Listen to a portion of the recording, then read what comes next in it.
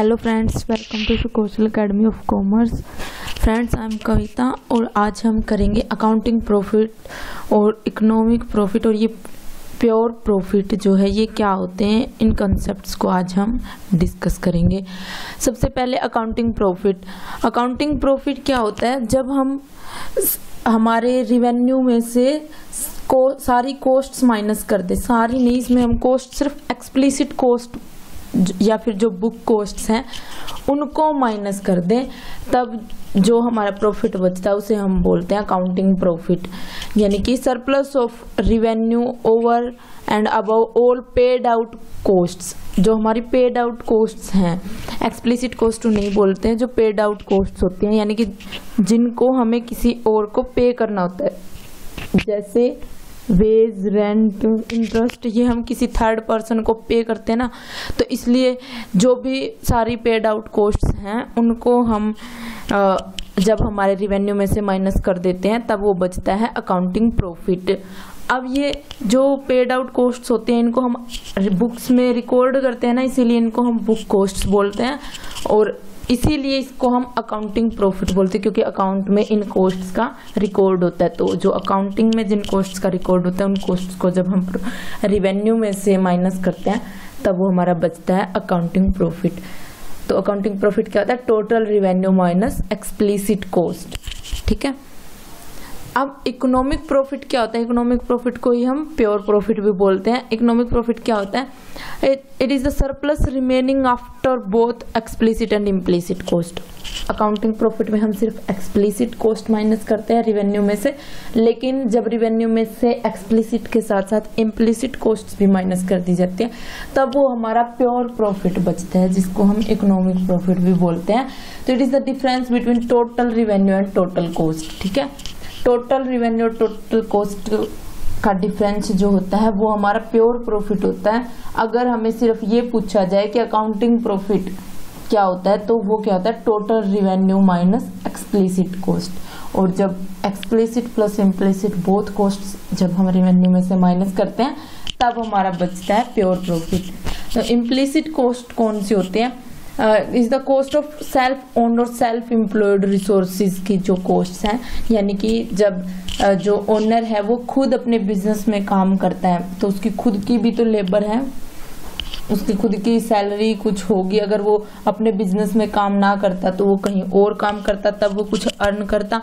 अब वो opportunity cost जो उसे बियर करनी पड़ रही है खुद की, वो कॉस्ट इम्प्लिसिट कॉस्ट होती है। ऐसे ही सेल्फ एम्प्लॉयड रिसोर्सेज जो होते हैं, self own resources, sorry self employed तो ये चीज ही होगी कि खुद हम उस हमारी कंपनी में खुद काम करें तो वो, और सेल्फ ओन्ड रिसोर्सेज यानी कि खुद के जैसे कि खुद की बिल्डिंग, अब उसका रेंट किसी आउटसाइडर को पे नहीं करना पड़ रहा, लेकिन अगर हम उसे बिजनेस पर्पज के लिए यूज ना करते होते तब हम उसके ऊपर रेंट भी अर्न कर रहे होते। तो इसलिए उस रेंट की जो अपॉर्चुनिटी कॉस्ट हो रही है उसी को हम बोलते हैं इम्प्लिसिट कॉस्ट, यानी कि इम्प्लिसिट कॉस्ट अपॉर्चुनिटी कॉस्ट होते हैं।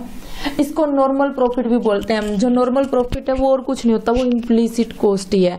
इसका क्या मतलब है ये वैसे हम एक एग्जांपल करेंगे, उससे आपको समझ आ जाएगा।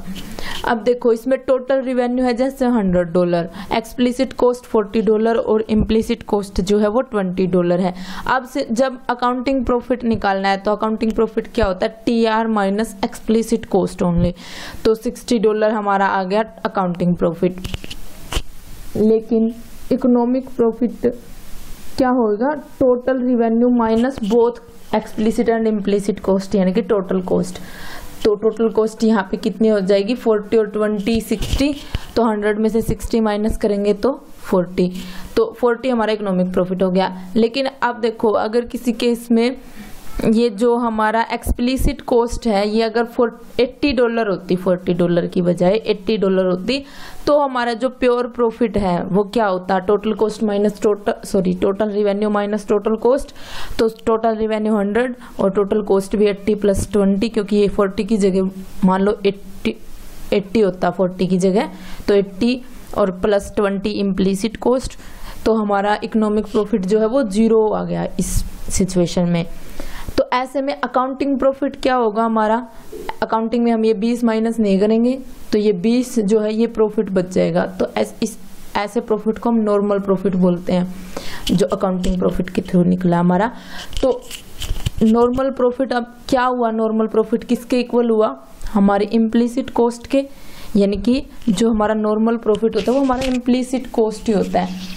जब कंपनी एक्सप्लिसिट को कवर, मतलब कि एक्सप्लिसिट कॉस्ट जो है वो कवर अप कर पा रही है, तब उसे अगर कोई प्रॉफिट होता है तो यानी कि उसको इम्प्लिसिट कॉस्ट का प्रॉफिट हो रहा है, वो नॉर्मल प्रॉफिट हो रहा है। ठीक है, अब इससे ज्यादा हो जाएगा अगर प्रॉफिट इम्प्लिसिट कॉस्ट से, तब इकोनॉमिक प्रॉफिट होगा। ठीक है, जो अकाउंटिंग प्रॉफिट है वो नॉर्मल प्रॉफिट ही रहेगा तब जब तक इम्प्लिसिट कॉस्ट जो है वो जो इकोनॉमिक प्रॉफिट जो है वो 0 हो। ठीक है, तो इम्प्लिसिट कॉस्ट जो है वो नॉर्मल प्रॉफिट के इक्वल होती है। आपको ये चीज समझ आ गई होगी आई होप।